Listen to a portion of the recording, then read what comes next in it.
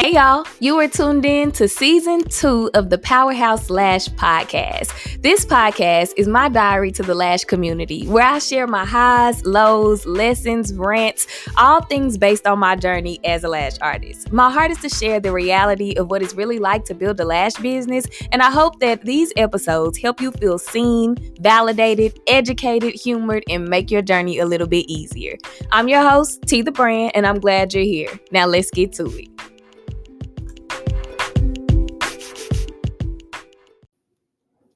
Hey y'all, welcome back to another episode of the Powerhouse Lash podcast. I'm your host, T the Brand, Lash Brand Growth Specialist, and I'm glad you're here. That simply means that I help lash artists increase their clientele and grow their businesses with tailored and calculated strategies. So if you're a lash artist or a business owner, generally looking to increase your clientele, figure out how you can create a strong brand identity online, on social media, if you need some accountability, you need somebody to really help you strategize and make the dreams happen, make the goals be your reality, hit me up and let's talk about it. You can always DM me the word powerhouse on Instagram, and my Instagram handle is at Powerhouse Lashes by TTB. So that's that on that.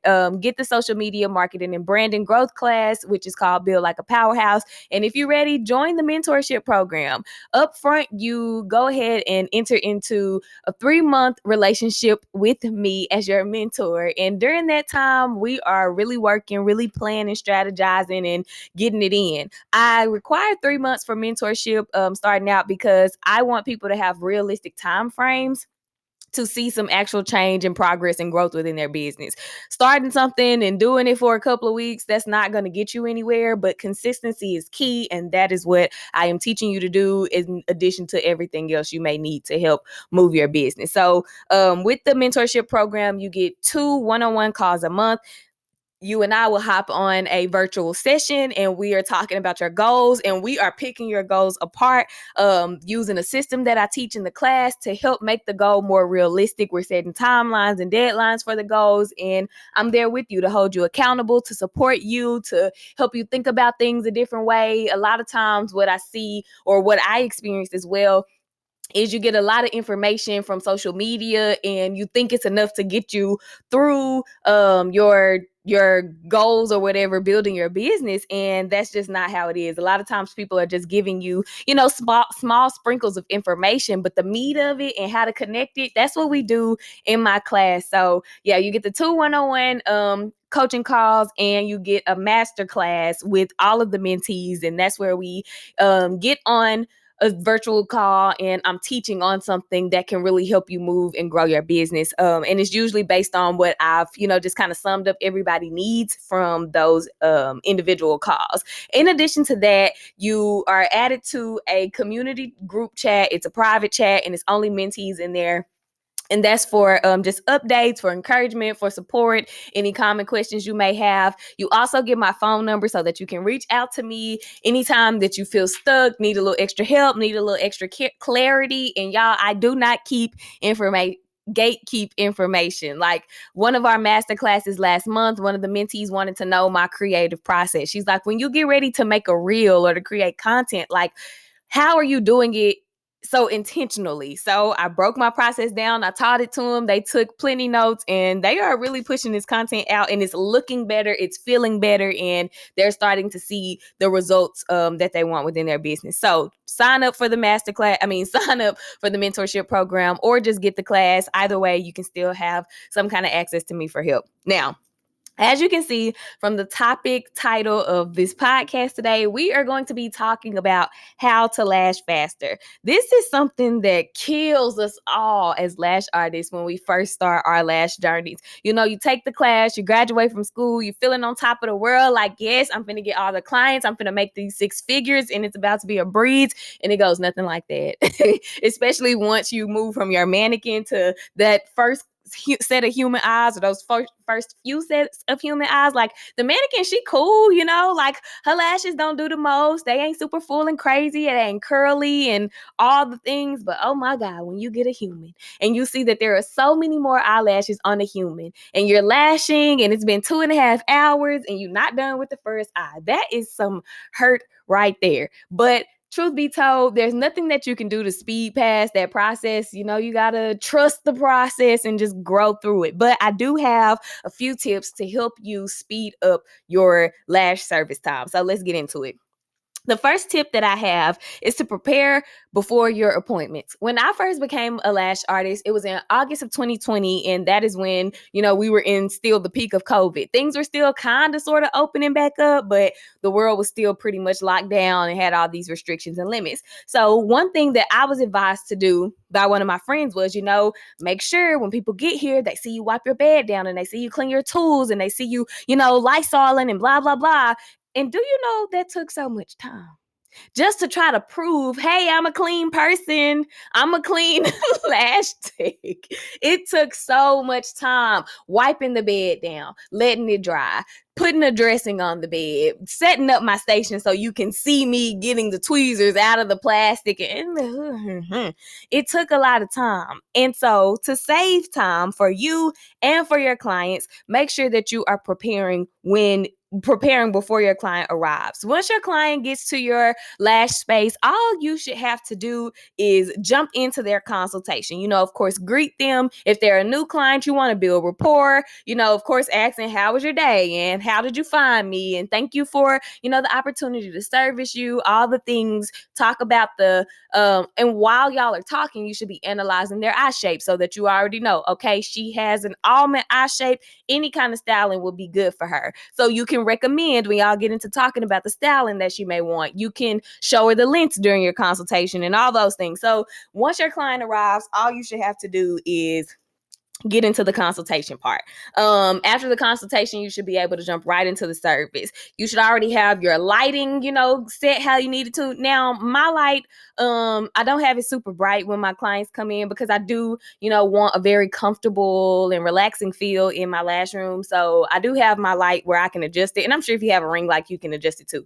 But everything else in your room should be set up. I have these, what are they called? I don't know. They're like curtain lights, the lights that kind of just go down the wall and they have the greenery on them. I have those. So I make sure those are already on. I make sure my candles are already lit. I have a wax warmer that I use. And I actually put, what are those things called? The scent beads, the scent booster beads that you put in the laundry. I put those in my wax warmer because it just makes the whole house smell amazing. So all of that is already ready when my clients get here. My lash cart is set up with my rinse bottle, my lash shampoo, the tweezers I'm going to use, my adhesive. Everything is already ready to go. The music is playing. Let's talk about music real quick. I do not play music with lyrics during my lash appointments, because if I say this is a luxury experience and I want you to have all of the comfortable luxury feels, I want you to get a good lash nap, having the music going, songs that you already know, that's probably going to be a little distracting. Even if, it's like praise and worship music, that can still, although it'll feed your soul now, it's still distracting. And this is a time for clients to come in and release everything, relax, and just have some me time. So I only play either spa music or smooth jazz so that they can, feel comfortable, relax, get that lash nap, and I can get my work going how I need to. So that's that on that. Make sure everything gets good and set up and prepped and ready before your clients arrive. Tip number 2, pre-make your lash fans. Okay, so this helps with so many things. If you're a beginner lash artist or you're still working to increase your speed, pre-making your lash fans can save you a lot of time during appointments. When I was still a beginner lash artist, one thing that I did when I started pre-making my fans, I went to Michael's, the craft store, and they had these containers. It was like this big container that had these circular cylinder stackable containers in it. It came with like 6 rows of those. And so each container, I had it labeled for the most common lash lengths that I used, which were probably like 12 millimeter C curl, 14 millimeter C curl, whatever other lengths that I used, mostly for the few clients that I had. So before appointments or during my free time when I was doing nothing, I would pre-make my fans and I would let them dry, of course, so that the fans aren't like sticking together in the container. I would let them dry and then put them in the respective container, seal them up. And once it was time for me to start my service, I had already fans made. So all I was doing was picking up those fans, putting my adhesive on them and applying them to my clients' lashes. I wasn't having to hand make my fans during the service. I hand make my fans during the service. Now I don't pre-make anymore because I am much faster. So just to for as a beginner kind of tip, kind of helpful thing, pre-make those fans, store them and use them. That'll help you a lot. The difference between pre-made fans and pro-made fans is basically pre-made. I would consider that something that you made. Pro-made, I would consider something that you bought. So before I started hand making fans, I used easy fans and I also used pro made fans from thelashsupply.com. I still use products from thelashsupply.com. Their lashes, adhesives, and now tweezers are the only are the only products that I use, or that's the only place I get my lash products from. If you guys want to shop with them, shop online and save you some coins. Use discount code T10, and that's TEE10, and you'll get 10% off your orders and free shipping. And that is thelashsupply.com. So I was buying pro-made fans from them, and those boxes were $30 a box. And I could probably do 2.5 clients with those pro-made fans versus a regular, like handmade fan lash tray. I don't even know how many people on one tray of lashes. So that's why I, just had to do what I had to do to master the skill so that I could save me some coins. And that's just that on that. So again, this is perfect for you to do when you're at home, when you don't have clients, when you're feeling like, oh my gosh, I don't know what I could be doing with my business, when you have somebody cancel or no show. Like, we all hate that, and that really sucks, but that is time for you to give attention to another space of your business. This also helps you build the muscle memory required to actually lash faster. That's one of the things that a lot of people don't share and probably don't know and don't understand, no matter how advanced they are. Increasing your lash speed or decreasing your, what am I trying to say? Lashing faster. That's all a muscle memory thing. So the more you practice your isolation, the quicker you get with it, the more normal it becomes for your hand that you isolate with. Same for your fan making. The more that you are making those fans, you build the muscle memory and it becomes easier for you to do. So it helps you to last faster. And of course, it helps you perfect your fans and your speed. All right, so tip number 3, map your lash sets. I remember when I first kind of started getting into mapping, I wasn't really a big fan of it. I was in lash school, and one of my instructors, who was amazing, her name was Miss Sharina, shout out to her.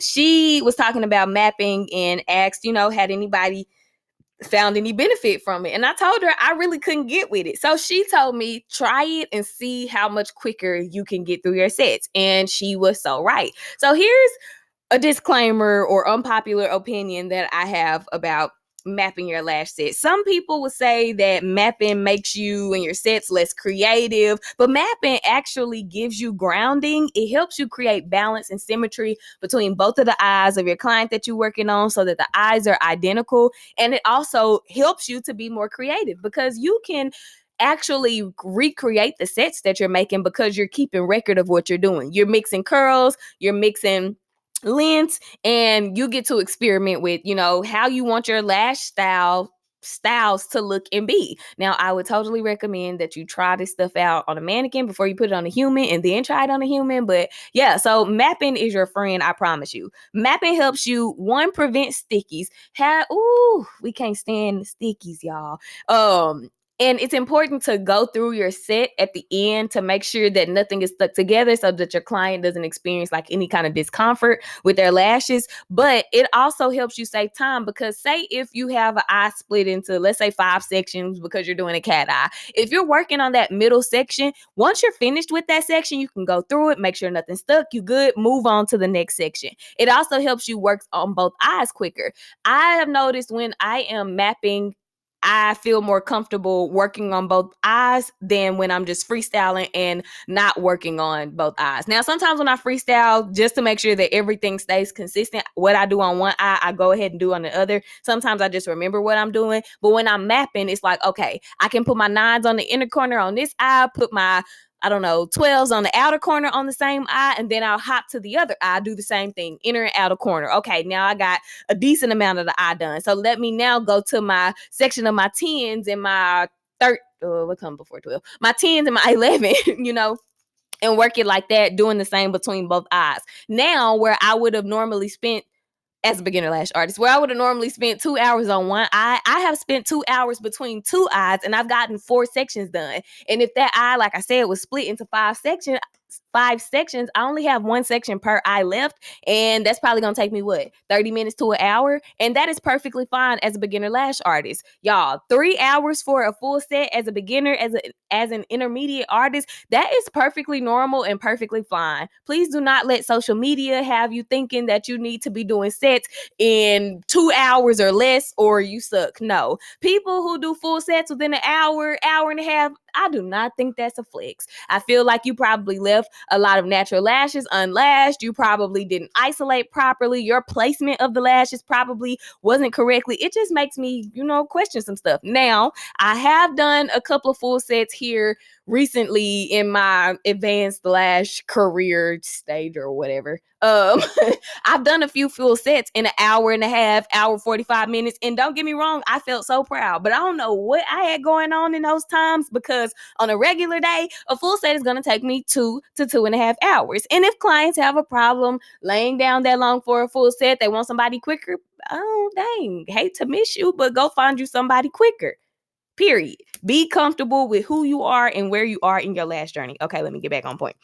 So mapping helps you prevent stickies, which require extra time to separate. What's been most helpful to me with mapping and speed is lashing in sections. I just went over that, but it helps me feel less overwhelmed by a full set, or it helped me feel less overwhelmed by a full set of lashes by being able to work in those small sections. So that is that on that with my third tip with mapping your set. So moving on to tip number 4, practice isolation only.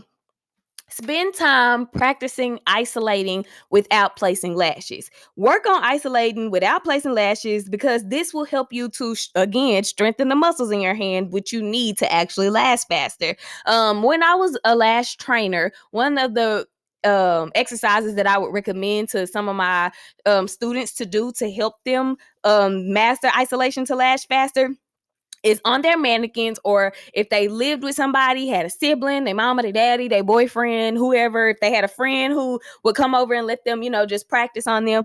Practice isolation by just going in, isolating one lash, holding that lash between the tweezers for 10 to 15 seconds, letting it go, and then going somewhere else on the eye, repeating the same process. Finding the lash, isolating it, just hold the lash there, hold the tweezers around the lash open for 10 to 15 seconds. What this is going to do, that is going to train your eye, it's going to train your brain, it's going to train your hand, it's going to train the muscles in your hand, and it's going to help you isolate much better, much more precisely, and help you isolate faster. Now, you don't want to apply lashes during this process, because you're focusing on the isolation. You don't want it to be distracting. You don't want to feel overwhelmed. You're just focusing on the one skill right now, which is isolation.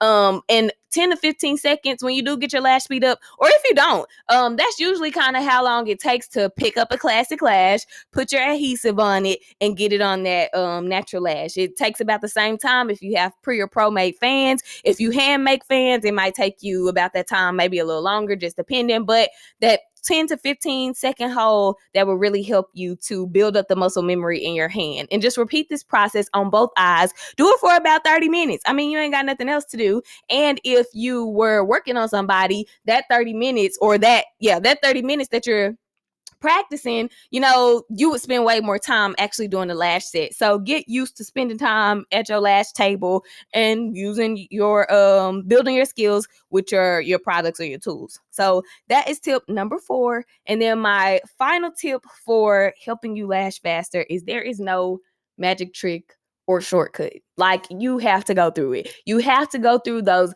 long hours, taking forever lashing. You have to go through the getting faster or thinking you're getting faster, and then all of a sudden it's like it's taking you a long time again. That's just a part of the process. One of the difficulties that I had when I did start getting a little faster with lashing, I had a few times where it was still taking me 3 hours for a full set. One time it took me 3 hours for a fill, and I was heartbroken because I'm like, I'm better than this. We've come past this. But again, it's a part of the process. And my boyfriend told me, because I was being so hard on myself, he was like, one day we're going to laugh about this. Like, you're still growing and, getting to know this new skill. And we definitely laugh about it now. So know that your process is your process and there are no shortcuts. Lashing is very meticulous and it takes a lot of practice. It takes a lot of failing and it takes a lot of time to master. You have to be okay with practicing, and it's truly the only way that you're going to get any better or any faster.